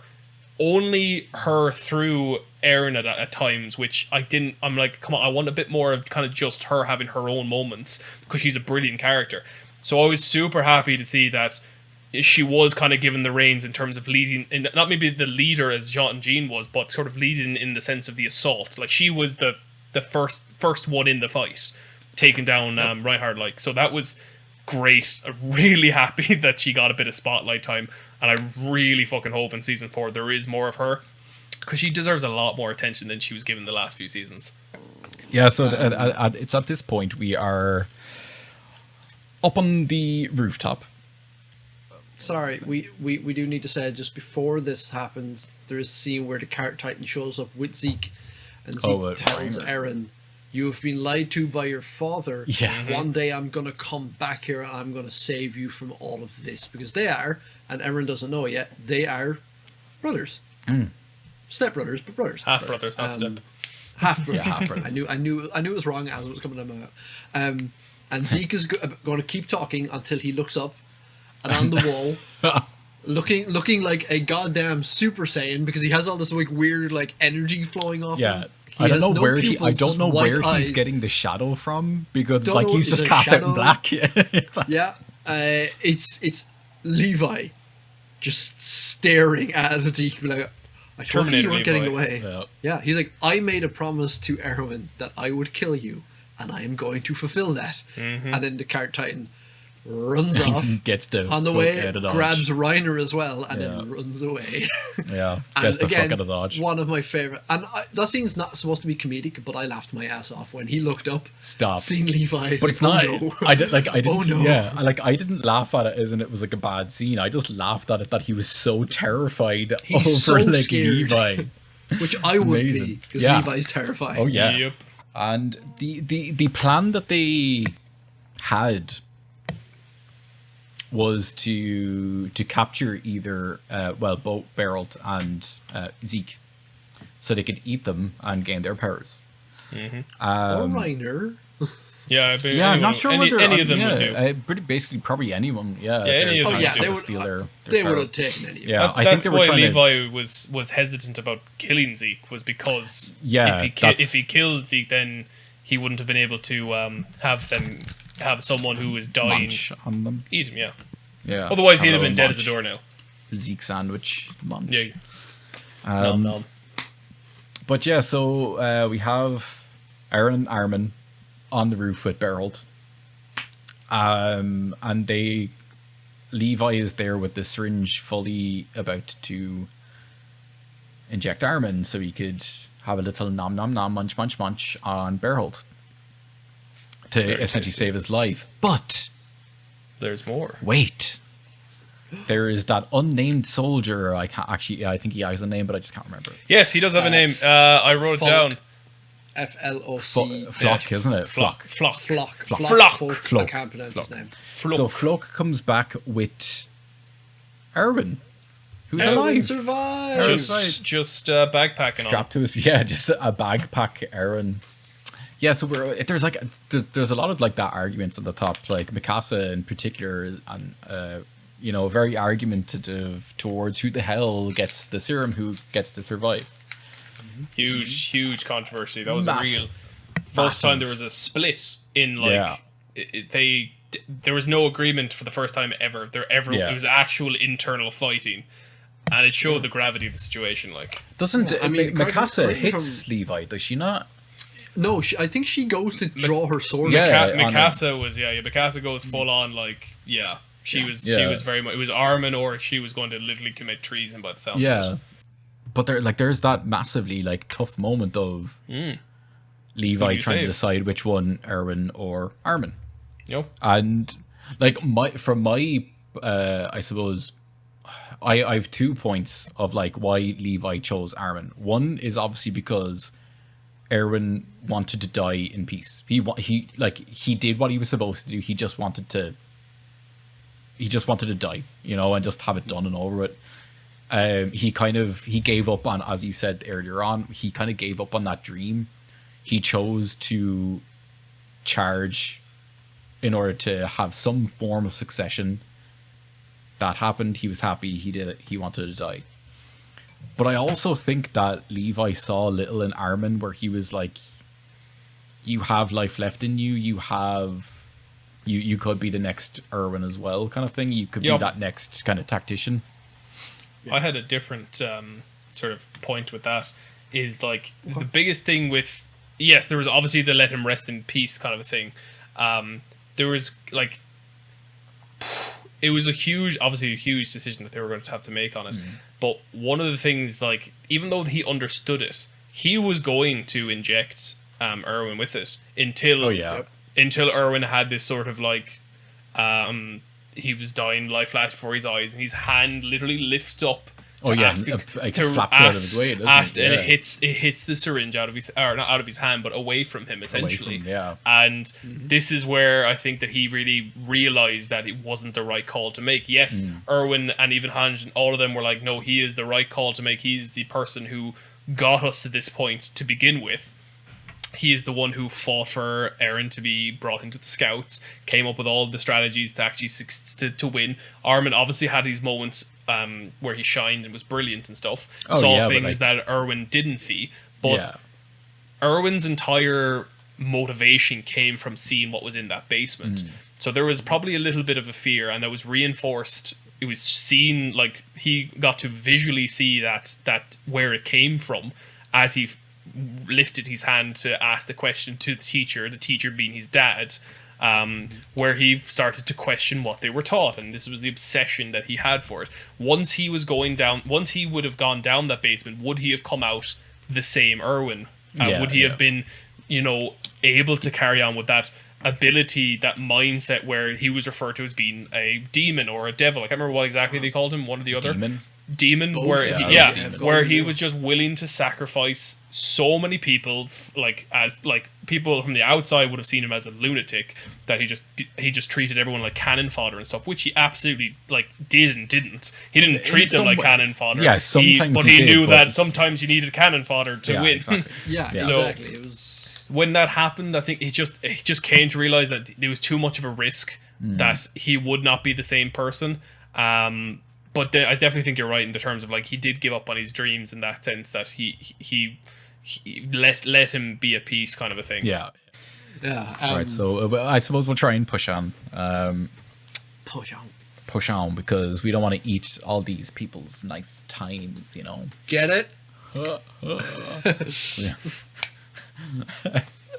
Right, so so they finally get down to the basement. There's no point summarizing this. They find the books, you know, and they realize through Grisha's writings, his journals, that there is a whole other continent out there where Grisha originally comes from. A whole new world. But it's not only just a different island. They are, what you said earlier, they are fucking prehistoric in comparison to them. They are going through an industrial revolution. There's zeppelins, there's cars going around, there's so much better housing, there's electricity, there's racism, there's segregation. I mean, there's so much more ahead. But, do you know what? And the funny Marlians thing are is, way ahead of time. yeah, they're way ahead. I think they're completely aware with the comparison that they kind of build with Marlians. Like, they obviously based that on Nazi Germany. Oh God, Where- yeah. Like it's To kind of the one of those. letter, It's very, like, very much. They even obviously have the where- fucking patches on Yeah. their Yeah, arms. it kind of beats over the like head a down little to bit. the patches. The Do you the get geckos. this analogy? Do you get Now we stumbled upon this. Now that was like, because at that point I had stopped reading the manga, so that was a complete another punch in the face for me. I was not expecting. I guess I was expecting something, but again, as we said in, I think it was season 2, when we were talking about season 2, we Village. kind of all expected it was like on the same landscape, but it was a different village somewhere just very far away. Remote. That's what we were expecting, Primitive, because they call us warriors. We were not expecting Nope. a essentially England over there. Well, yeah. Look, it was a far ahead of their time nation that has segregation to what we now know are called Eldians. They are the Marlians that are the main controller. Eldians are the children of or descendants of Ymir, which is the original Titan. And The suppose- very first Titan is Yeah. called Ymir. How about that? And we find from Grisha's original writings that the Marlians believe that Ymir made a deal with the devil in some way, shape, or form to become the Titan, and essentially created. I suppose she died and split, and created the 9 Titans that took over all the nations and subjugated everyone and forced people to breed with them so that they could further continue the lineage of Eldians and their race and etc. etc. And that's why all the Eldians are essentially forced into ghettos and treated like shit. Because they treat them like shit first. Yeah, exactly. Yeah. That's kind of it. You know, the So the original, it's the original sin, I think is what they call it. They call it the original Yeah. set. Yeah. So the Marleyans somehow overthrow the Eldians. Yeah, so what happened somehow. there is they took control, or so the Marlians said, is they took control of, I think, 3 of the Titans or something like that. Seven I think it seven was out of 9. Seven Yeah, seven but of the one of 9. the main ones was the Hammer Titan. The Hammer Titan was the, I forget the family name. It's in season 4. I can't remember. But they, well, it's also in it's that's- beforehand as well, no. like kind of thing. But they kind of made a deal. You know, you find this out at the end of season 3. They are kind of like they help the Marlians, obviously, and the Fritz family retreated to the island and said, "Oh, don't come over here because we'll release millions of Titans on you." And Yes. that's essentially their King of the Eldians built the walls. Yeah, And King wiped Fritz. everyone's memory. I was like, we just live here now. yeah. So No so worries. that's Oh, kind guys, of you, what the do you see what Marlians- happened? It was crazy. You should totally believe every word I say and just live in peace. And Yeah. Absolutely. Titans are That's evil, man. Oh, shit. And it's kind of on the other hand where Grisha, what kind of I suppose goes like sets Grisha off down this path is when they were young and Grisha dragged his sister off to escape so they could see the Zeppelin fly off. Airship, and yeah. it's one of those scenes that I suppose it sets you up for what the Marleyan Empire is like and the Eldian Empire is like. It's because we at this point we don't really realize. Yeah, we see that they're segregated in some way, shape, or form, but this scene sets it. Mm-hmm. They run out. They get to the Zeppelin field and they're found by 2 guards, 2 policemen, One of which is named Aaron. Aaron and I forget the other fellow's name. Tubby I bastard. can't. Yeah, it's We're Tubby gonna call him Bastard. Tubby Oh. bastard. Tubby shit. Tubby shit Tubby bastard cunt, yeah. Tubby shit bastard cunt. Yeah. And That's his full essentially- name, Brian. I can't yeah. help that. It's essentially one of those things of Tubby shit bastard cunt takes Grisha's sister off and you're like, oh, I'll bring you home, it's grand. And Aaron, the policeman, kind of has to dish out punishment to Grisha and kicks the shit out of him. And then they just happily sit there and watch, you know, the airship essentially. It's a really weird scene, the kind of thing. It's like, oh, I have to Yeah. beat the shit out of you, but, you know, why not? Well, find out why now. And Possibly hinting that Aaron is sympathetic. yeah, kind of thing. And then it's kind of brought to, we find out Grisha's sister is found on the side of a shore, essentially dead, having been eaten by dogs, wasn't it? Ripped asunder, mauled to death by ripped to dogs. shreds.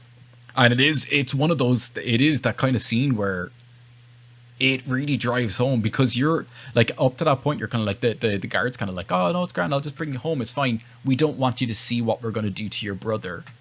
But it's in fact just like them, he obviously just took her off Uno into reverse like a character. nice little secret area, brought out a couple of his buddies and set a couple of dogs out on her purely because she was Eldian. Yeah. And it I broke the really rules. absolutely sets the scene towards what it is because and when Grisha gets back, he gets back to his house and he's explained what I just explained towards Ymir getting the devil's gift, And that's what the Marleans feed to the Eldians. They make sure they know they're subjugated and that they were the people who did this first and they were the bad people and they deserve this and they're paying penance for their sin.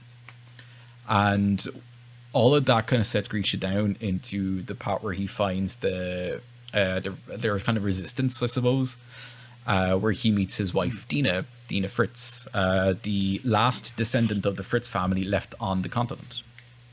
So they want to free Eldians from the Marleyan control, and they believe the opposite side of the original Emir was given the gift from, I suppose, God, and that when she died, she split off into the Nine Titans, and they helped build the empire for Eldians, but they helped everyone. The land prospered. The land prospered. Everyone grew and flourished. And they kind of believed the full and utter good and true. Now, the story of Ymir is told in great detail later on.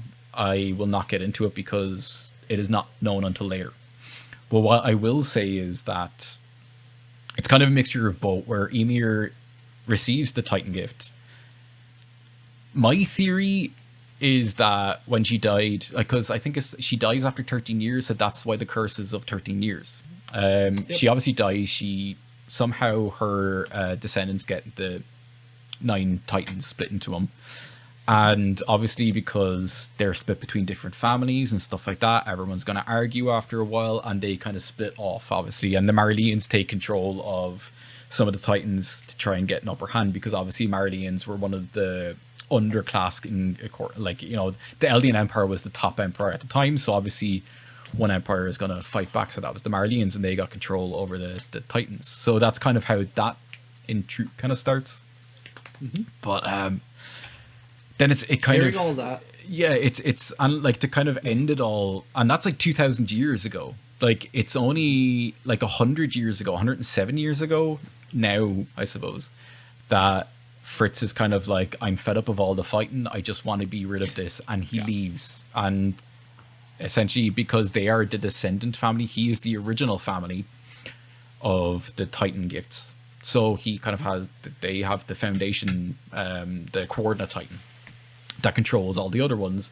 He's just like, I want to get rid of it. I don't want to do all this bullshit anymore. So they all leave. The Eldians leave. For the massive majority of them leave anyway, and essentially build the walls that we know and live in peace and prosper, I suppose, in their own right. And that's brings you essentially up to the modern day, and everything else that we know outside of it is obviously carried on to later seasons, so we're not going to go into it, especially because, Kyle, you haven't seen season 4 or anything, so there's no point really talking about it anymore.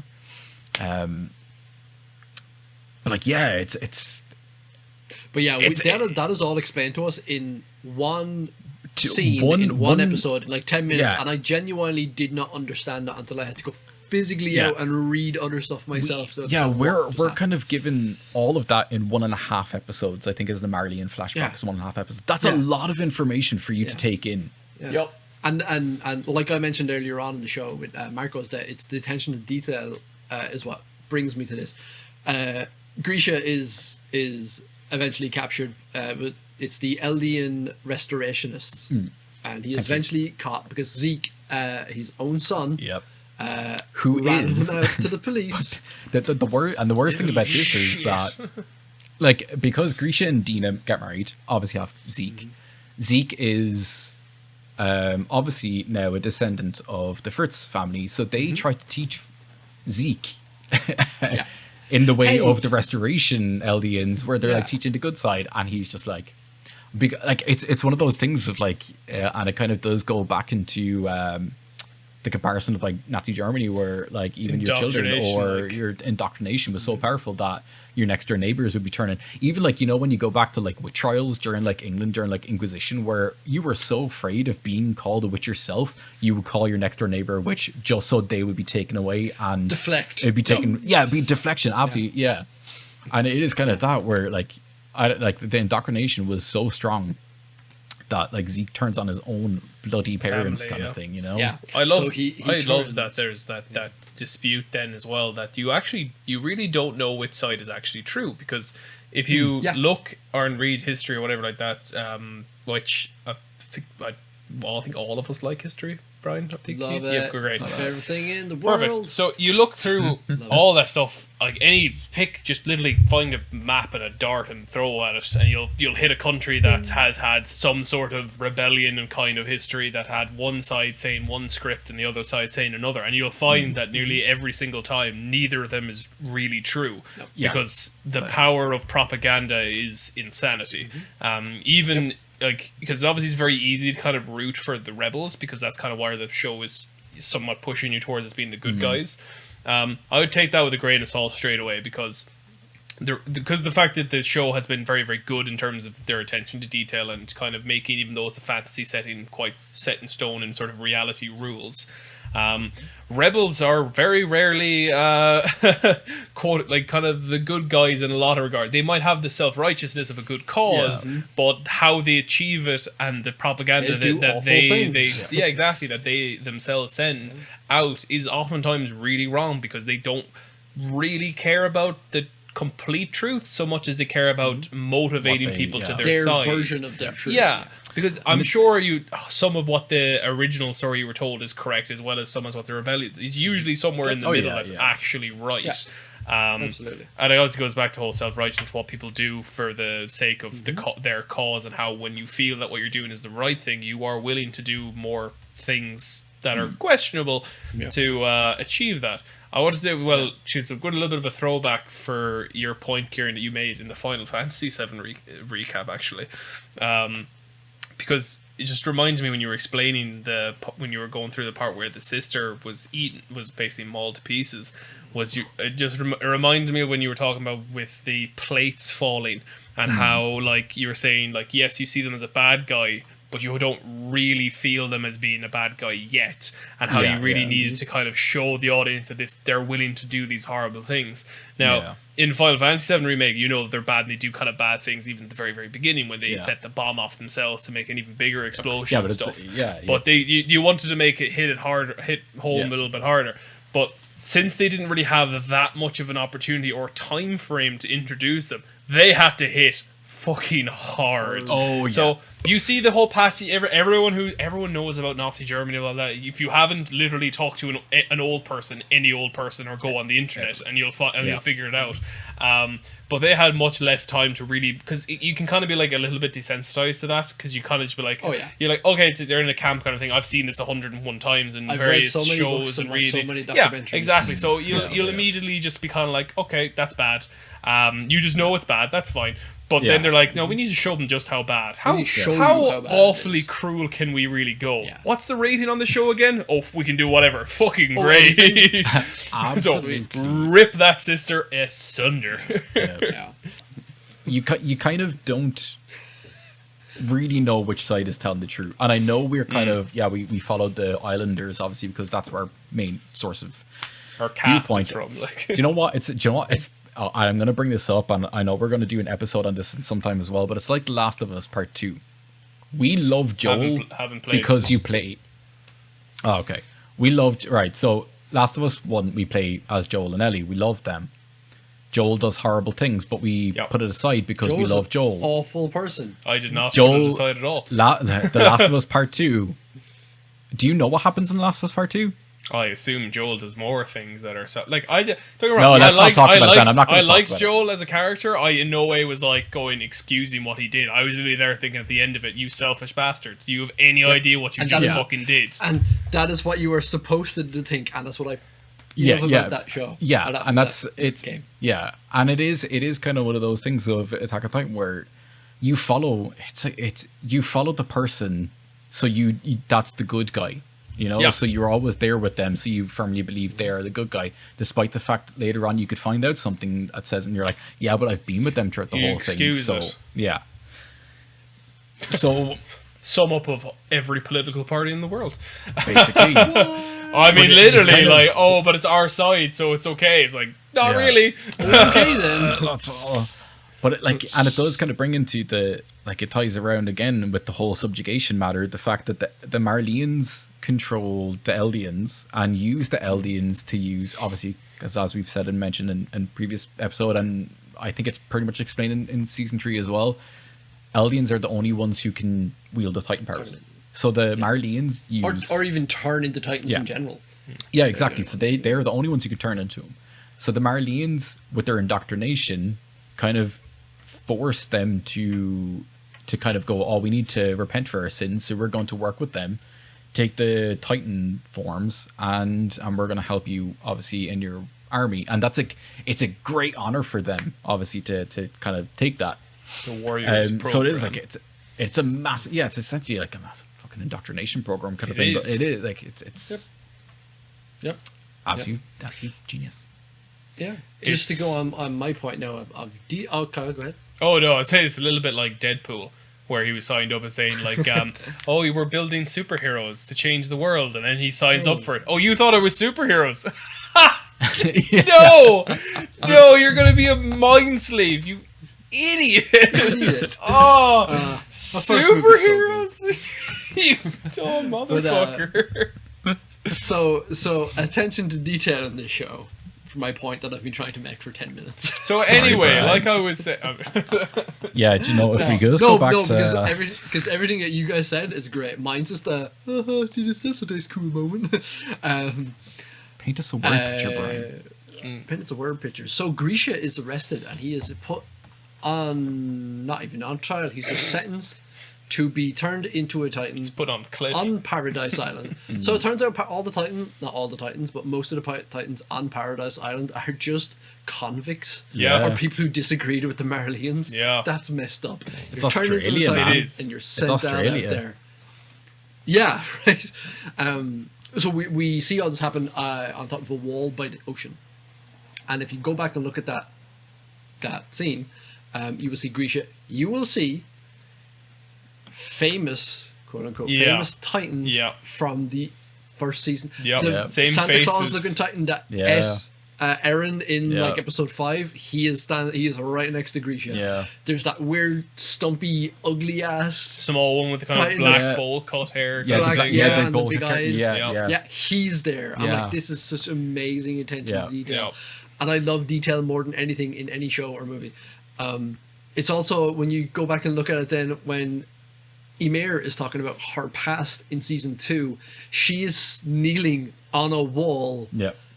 that is it is With the Yeah, wall. it is the wall. Yeah, And Same It is those the wall men- that they're on right now. And Yeah. those men, and we don't really realize it at the time because it's not really, it's kind of, They- it does it so quickly and we're not focusing on that, but they are wearing the Marleyan uniform. They're wearing Didn't they they have guns and they're darken? wearing. They darkened They their dark- they darkened the screen a their bit. silhouettes. You could almost so say a it's- little yeah, bit. yeah. But you can see if you go back, because I have gone Yeah. back. They're Yeah. carrying guns and They're they are carrying wearing guns. the Marleyan outfit. And they I'm have like, the this syringe is- as well. Yup. And they have the syringe that they inject. I'm like, Yeah. how did we just- not cop this? We just, So because we're not long focusing ago. on it. We're not focusing. Because you're not focused. Yeah. No. So it's just like little details like that. Yeah. That's what makes the show great for me. And then Grisha obviously has a conversation with. There's an informant inside their organization called the Owl, who is working both sides, and we find out that Eren, not Kid Eren the guard who was who beat up Grisha as a kid and whatever, is the Owl, and that he has now sent his 13 years is up. Yep. They're done. So Grisha, you take my attack Titan power, man. The founding Titan. You take that power and you go in there. He doesn't and get you the founding. He doesn't get the founding so he yet. gets the attack. Yeah. You take my attack. You go into that city, and you get the founding Titan. But You like, get all the rest of it. He's not even like that. He's like, go find Mikasa. Or like, Go save like, Mikasa and he's like, Armin. go Yeah. do this. What Yeah, he's the like, go fuck? do this. Go do this so you could save Mikasa and Armin. And I'm like, And Eren or Grisha even asks who are Armin and Mikasa. And Eren turns and says, I have no idea. yeah. Now we all know that all Titans, all of the warrior Titans, the 9 Titans, they all share each other's memories. Yeah. Or they at least share. But it not goes backwards. not future. We Yeah. have no idea if Yeah. it goes forward. Yeah. Do you know That's what what's it's- crazy? If this hints, we said this I think in our very first episode of Attack on Titan. If they eventually bring in time travel to this, Oh. I'm going to be so Do you pissed know? off. Yeah. So after all of this, Eren learns all this because he obviously gets his father's memories. Yes. He also learns he's locked up But in prison Yes. with Eren and Mikasa. he finds all this out. How does he find this out? How does he find it out, Brian? He does the word touches someone with No. royal blood. Before he does, no, he actually wakes up. The sort of flashback that we see as an audience was actually what Eren Yeah. was seeing as well while he was unconscious. So Yeah, yeah. he was always supposed, because he's been getting flashes of Yeah. his father's memory, but this is the first time it's started coming out a bit heavier, you could say. So I don't know if there was a Why is reason, that? more there was plot or something, but the only time he started getting memories like again was touching Historia, but he did start getting them before that as well. That kind of just opened the floodgates a bit. I think it was. I think the whole Marleyan section was kind of found through the book. It was, but it was confirmed that he did get flashbacks about his dad over the wall. Yeah, no, with he with did, with yeah. Aaron, Yeah. with But Aaron. I thought that was through Aaron. started. Yeah, but I thought that started after he touched Historia. No, it happened before because he woke up in Historia. he woke up in a bit of like a cold sweat, you could say, as he was waking up in jail. He had so all that past history stuff was definitely in the basement, but when it came to specifically his dad and Aaron, the owl, yeah. having that conversation, that is apparently him remembering it because I'm pretty sure he was having a conversation with Mikasa and Armin. Was Armin there? I can't He remember. was. Armin. He was. Armin was in prison as well. Yeah, he was having he started to tell them that he was the Attack Titan, because he did actually relive those memories himself. Yeah. It was just the floodgates open when he touched Historia. Yeah. Also, we learned that Dina Fritz was also turned in along with Grisha. She was also turned into a Titan. Oh, she was turned into the Smiling Titan, the Titan that Yeah. ate Aaron's mother. Which so is Aaron, just- so Grisha's first wife ate his second wife. That Oh, was just weird. Sorry, he started because he definitely got those memories before Historia because he literally was sitting in the meeting. Thinking about the fact that he realized the only reason he was able to use the Founding Titan's powers for a brief moment Yeah, was touching- because he threw this punch He touched that touched royal the blood. royal blood, and that's why Yeah. then the Titan started lunging at them. Which again, So he callback does not want to to that tell. Yeah, detail. callback. Fantastic. Callback.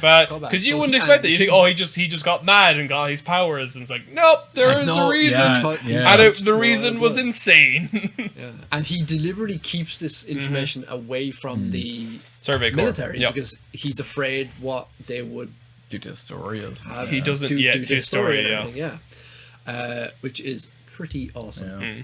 And then, And it's bad storytelling. And then, God, finished. but yeah, we do Roll then credits. flash forward. I think we flash forward like a year. I think it's Is that a. like I think it's a year or good two? section. Yeah, I think it is a good section because Oh, they good. they, Oh, they his essentially spend hair all the grows. time. Yeah, they spend Yeah, all the because they time grow- killing the rest of the Titans, so it's safe for them Yeah, to they travel out. kill and All of and them. It's pretty. All of They the kill Titans. every single Titan Yeah. on the island. Yep. Which is insane to think about. Yeah. Although when you think about the actual show, all 3 seasons, they kill so many. Yeah, Yeah. they do. So many Titans. So Kyle, you brought up. Hey, listeners, in case you're wondering, we did record one episode before this, before all of this, and we lost it because somebody didn't hit record. I don't know. Yeah, Kyle. I don't know who you're pointing Someone didn't hit at. record, so we lost all of it. So, yeah, so Kyle, you No, we brought up didn't a lose all of great- them. I just didn't record mine. Yeah. So we had to redo it, and we decided to split it into one. It is we right did, now. yeah. Anyway, Kyle, you made one of the best points I've ever heard on Attack on Titan. That I didn't think about it, and I'm actually kind of ashamed of myself that I did not think about this. When they leave the city, they are going to go find the ocean. They want to see what's out there. They eventually They stumble across a Titan that is stuck. It's buried in the ground for whatever reason. It can't move. Whatever. Why don't you tell us what happens there and why it's significant? Well, Aaron, when you literally watch the show, Aaron reaches his hand out and, like, in sort of remorse, is he feels remorse for this Titan, that he's actually, you know, kin in some regards. Well, in all the regards. He calls it like a fallen subject of human. Yeah, a nature. fallen brother or something like that. Like he sees Titans now as actually victims, not as enemies, and that is one of the biggest turning points of like. For obviously it shows his growth and understanding that he's no longer just this angry person that hates Titans. He now actually feels pity for them, which is absolutely insane to think he went from literally swearing to eradicate them in its entirety. Like every single one, his hatred for them was absolutely insane. To then literally reaching an arm out in solidarity, in like some sort of gesture of like. I'm really sorry for what's happened to you. And that He knows the truth now. he does know the truth, and he knows the enemy is not actually the thing that he thought it was. I mean, the Titans were just victims, pawns in a much bigger game. And it was great to see him. It's showing this again, showing this unity that now the island is literally one now. So we already had this unity beforehand where the Survey Corps managed to unify the government with the people and everything like that. Now it's the entirety of that island. All the space in the world they need on that island to do whatever they need. There's no enemies there. It is now going to be a full frontal assault on the Marlines. Yeah, which is So good. They get to the beach. Armin gets to see the ocean. That thing that Armin was wanted since episode 1. Everyone gets to chill out on the beach. There's a great They scene have of Connie fun, and absolutely love them just splashing around the water and stuff like that. Connie and Sasha are splashing. Gene tries to drink it and he's like, "Whoa!" Yeah. It's Hanji's salty. like trying to study it. Levi's just yeah. standing there, being all stoic. He's like, "I don't give a shit." But Yeah. deep down, you know, He's so You super know he happy. wants to do some like little feet paddles and feet put like just But just it, like, tip or ends, tap on the water. it ends on the moment that started the series. The series starts with Aaron in the water looking out in the ocean, and it ends with him essentially going, "Oh, the true enemies are out there now. Now we have to deal with them." Kind of things. It's he's like, "We're not done here. Yeah, now we no. have enemies out there. It's an entire world out there now that we need to take on." And Aaron's the only character who's like, really melancholic not, kind of. not really happy about this Yeah. now, because now I realize there's just way more to do. Yeah. Also, a fun fact that I also learned yesterday: Sasha was supposed to die very early on, but she was. Everyone thought she was a fan favorite. Yes. She was part. Do you know the scene where she saves the girl from the Titan? She was supposed to die there. Oh well. And apparently the editor of the manga read that, reportedly went into the toilet, had a good cry for 10 minutes, walked out, and was like, "You can't do that." Yeah, I'm not doing that. You can't do that.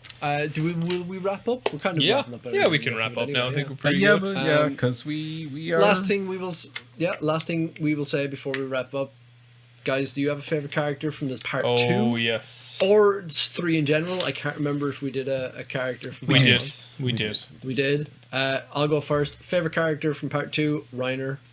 I feel Really? so bad for him. Wow. I do. I feel so bad for him. I can't pick Erwin. Come on, let's face it. I can't pick him. You're gonna pick him. Can we all Maybe. pick Erwin? Yeah. I'd feel better. Just, if wouldn't we and just all talk did. about but I can't. Erwin for the I next feel half hour. I'd feel better if we all picked Erwin. All right, we'll all pick Erwin just for the absolute amazingness. But if you have a his second final favorite speech. character, you can mention them. It's Reiner. 'Cause Okay. I feel so bad for him. I love his character so much. I feel so bad. I'm not gonna say favorite scene, because I think we all have the same favorite scene. It's the charge. The charge. Yeah, I think Charge. For me, Charge is actually second. My favorite scene is when Levi attacks the beast, because the shotgun Zeke is like, "Oh no, oh, you're telling me I should be careful of one guy?" Yes, Levi. Oh shit. Okay. Oh God, is this Levi? Yeah, amazing. But yeah, I think we're done, are we?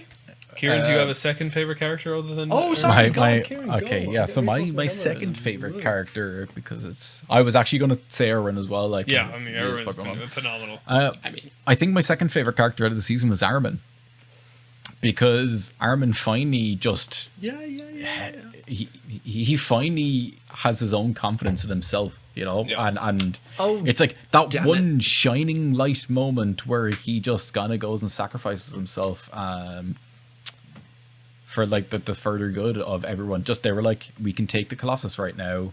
I'm just gonna sacrifice myself, and Aaron, you come in and take him. It's like Armin up to that point has so many bitch moments where you're just like, Jesus Christ, he's so useless as a character that it makes my head hurt, kind of thing. Where it's like stop overusing the Armin cowering in a corner kind of thing. It's like, can you not just give him small little bits here and there? Yeah. And they kind of do that in season 3 part 1 where he saves Jean. But then in part 3 again, where he starts cowering and doesn't really take lead, and Jean and John has to take his lead, which is also a great moment for him. But then they kind of have that nice saving grace for Armin. I think it's probably one of the better, one of the better moments in season 3. So from all of us here at the Radio Podcast, thank you for joining us. And remember, we have Twitch. We live stream every Wednesday except this Wednesday because we're doing this now because things happened we're also on Facebook. Check us out there. We are hopefully going to have Instagram at some point, so that'll be cool. Yes. And of course, when I stop being lazy. Yes, but it's okay. And hopefully next week we will most likely be talking about something other than Attack on Titans until I finish season 4 part 1. Till then, thank you, Kieran, Brian, and thank you, me. And have a good one. Thank you. Thank you. Bye, everybody. Finger Bye. guns. Bam, bam, bam, bam.